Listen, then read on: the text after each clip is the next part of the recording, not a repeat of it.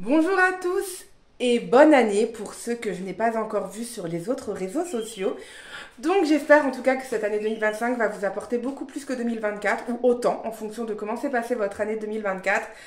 Moi ça va être une année clairement de changement parce que j'ai su avant Noël que je n'étais plus inapte à mon métier d'infirmière, donc que j'allais être licenciée. Il faut que je retrouve donc un autre travail.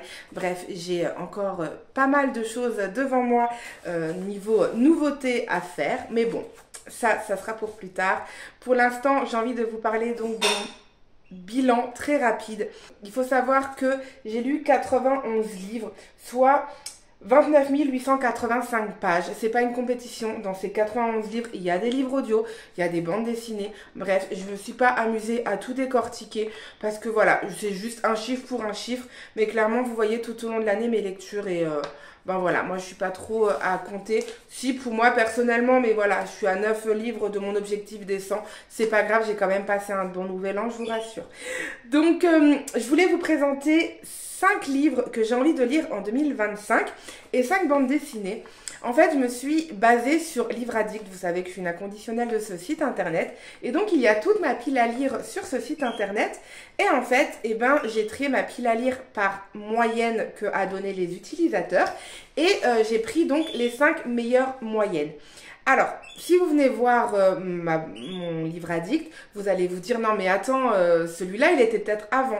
C'est parce qu'en fait j'ai décidé il devait y avoir au moins 5 notes de personnes. Parce que je crois qu'il y en a un qui est noté 20 sur 20 mais avec une note. Donc clairement ça se trouve c'est l'auteur qui l'a mis quoi. Donc je ne peux pas me permettre cela. J'ai préféré avoir au moins 5 notes pour pouvoir choisir ces romans. Donc je vais commencer tout de suite. Donc du moins bon. Et encore, c'est très bon, au meilleur, mais vous allez voir qu'ils sont tous à un cheveu près les mêmes notes. Tout d'abord, j'ai envie de lire À la lumière de nos jours de Clarisse Sabar. C'est l'un des seuls et uniques romans de l'autrice que je n'ai pas lu, donc j'ai trop envie de le lire. C'est une sacrée brique, mais il me fait trop envie. Il fait presque 600 pages, mais j'adore cette autrice et les pages passent toujours toutes seules, donc moi je me rends compte de rien. En fait, c'est ma petite note.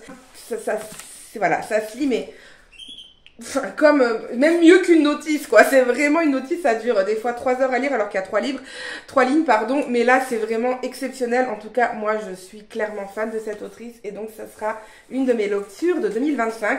Donc pour information, il est noté 17,3 pour 221 votes. Également écrit Clarisse initie son meilleur roman, le plus beau, le plus dur, le plus réaliste, le plus profond et surtout le plus lumineux. Donc voilà, on va partir en 1920 en passant par les heures les plus sombres de l'occupation. Donc voilà, au niveau des faubourgs parisiens. Je ne sais pas exactement de quoi il va être question, mais j'ai trop hâte. Ensuite, ex aequo, il y a La Faiseuse d'étoiles de Melissa d'Acosta qui a également 17,3. Mais lui, il a un peu plus de votes, donc c'est 330 votes. C'est un tout petit roman également. Il fait même pas 200 pages. Donc je pense le lire au mois de février. Souvent en février il y a le challenge petit mois, petit livre. Donc je vais peut-être le lire à ce moment-là. Mais en fait ce qui me perturbe c'est vraiment que tout le monde m'a dit qu'ils l'ont lu, ils en ont pleuré, que c'était bouleversant. Et que voilà ça... C'est un roman dur. Je ne sais absolument pas de quoi ça parle. Je n'ai jamais lu la 4e de couverture et je la lirai pas aujourd'hui. Mais...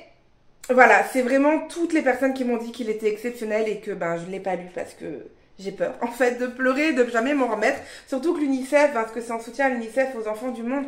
Donc je pense qu'il va peut-être être question d'enfants, je sais pas. Donc je verrai bien, mais il sera lu je pense le mois prochain. Ensuite il y a le roman Et que ne durent que les moments doux de Virginie Grimaldi aux éditions Le Livre de Poche. Donc celui-là, c'est l'un des rares Virginie Grimaldi que je n'ai pas lu. Je crois que j'en ai 3 encore dans la pile à lire, je n'ai pas lu. Je pense que je l'emmènerai avec moi lors de mes prochaines vacances. Je ne sais pas encore où, quand, comment. Mais voilà, à chaque fois, je prends Virginie Grimaldi avec moi. Donc je pense que ça sera le cas pour ce roman également. En tout cas, il me tente énormément. Celui-là, il a 17,7 pour Non, 1339 votes. Donc en fait, je vous ai présenté l'avant-dernier. Enfin, je me suis trompée, mais c'est pas grave, hein. J'ai mal lu, j'ai vu 133 votes, alors que non, c'est 1339 votes. Donc clairement, celui-là, voilà, merveilleuse tendresse, un récit entre les rires et les larmes, toujours à fleur d'émotion, une histoire universelle des moments qui font basculer la vie.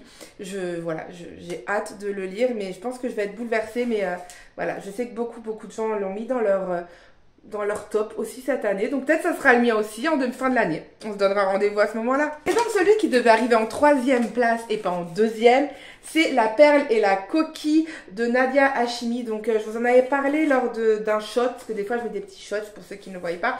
Des ancêtres de ma palle, et donc celui-là, bah, clairement, il est depuis 2016 dans ma pile à lire. Donc bientôt on va fêter les 10 ans ensemble, hein. Mais j'arrive pas à l'enlever de ma pile à lire, mais je n'arrive pas non plus à le lire. Oui, je suis un peu particulière comme personne. Mais bon, donc celui-là, il a 17,7 également, mais il a 374 votes, donc presque 1000 votes d'écart avec Virginie Grimaldi, donc qui était en 2e position, et celui-là en 3e. Mais voilà, je sais que voilà, ça va être un livre aussi merveilleux et fort et dur et tout ce que j'aime, mais je ne sais pas pourquoi je ne l'ai pas lu encore. Donc, faudrait vraiment que je me bouge le popotin. Et donc, celui qui arrive en number 1 avec 18,2 sur 20 pour 517 votes, donc c'est quand même pas rien. Il s'agit de La dernière allumette de Marie Vareille. Je m'étais pas rendu compte en fait que ce roman avait fait autant parler de lui à sa sortie. C'est vraiment quand je l'ai mis dans ma pile à lire de l'année que je me suis dit waouh, quand même 517 votes. Et entre temps, il y a beaucoup de bilans de l'année qui sont sortis. Et je l'ai presque vu dans tous les bilans en fait. Donc je me suis dit, faut que je le lise. Mais qu'est-ce que j'ai foutu? Pourquoi je ne l'ai pas encore lu? Donc celui-là, ça sera forcément une de mes prochaines lectures. Parce que je suis super curieuse de découvrir en fait ce roman. Parce que tout le monde, vraiment, enfin tout le monde j'exagère, mais au moins 70% des bilans que j'ai vus, parce que voilà, aux personnes à qui je suis abonnée, donc on a forcément les mêmes goûts littéraires, l'avaient dans leur top de l'année 2024. Donc il faut que je le découvre, vraiment, j'ai pas d'excuses. Et ensuite, j'ai fait la même chose, mais avec les bandes dessinées, parce que je me rendais compte qu'il y en avait certains qui étaient au-dessus des livres, alors je me suis dit pourquoi pas faire la même chose. Donc on recommence, le numéro 5. Donc le numéro 5, c'est Le bal des échassiers de Sébastien Pérez et de Paul Echgoyan.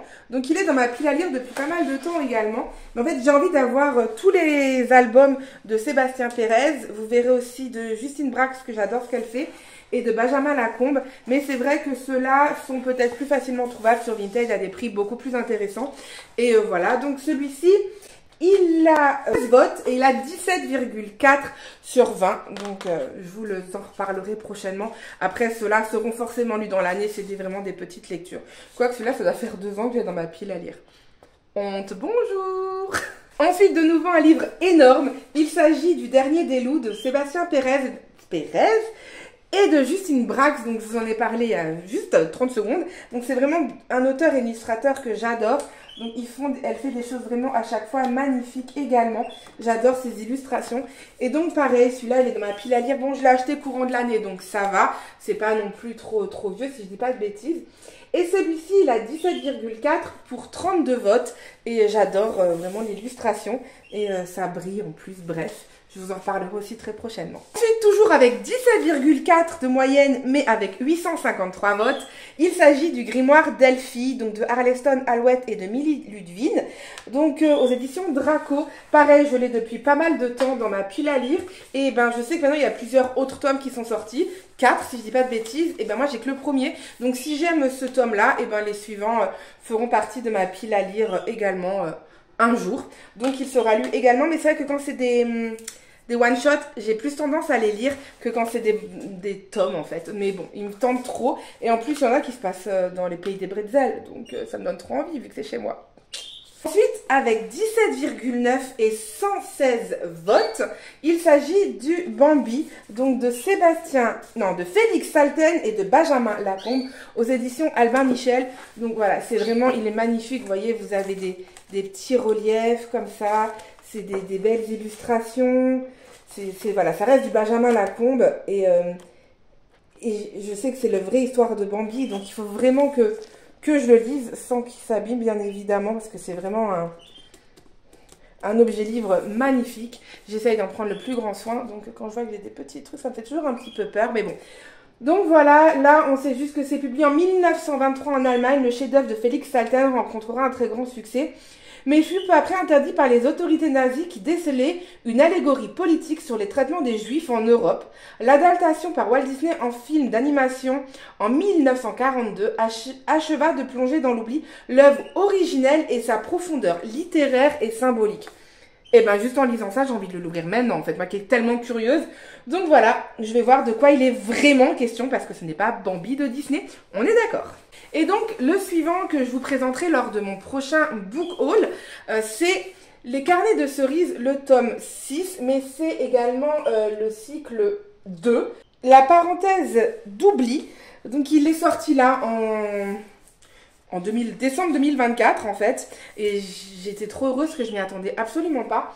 Mais certaines personnes s'y attendaient déjà parce que quand j'ai voulu faire cette vidéo, donc c'était vraiment fin de l'année 2024, il avait déjà 30 votes et à une moyenne de 18,1, donc qui fait que c'est le numéro 1. J'ai hâte moi de le lire et de savoir exactement de quoi il va en être question parce que ben il me tente trop en fait. Les illustrations sont toujours aussi belles, hein, ça reste du Joris Chamblin et Aurélie Nérette, hein, c'est vraiment un duo excellent. Donc voilà, j'ai hâte de le lire.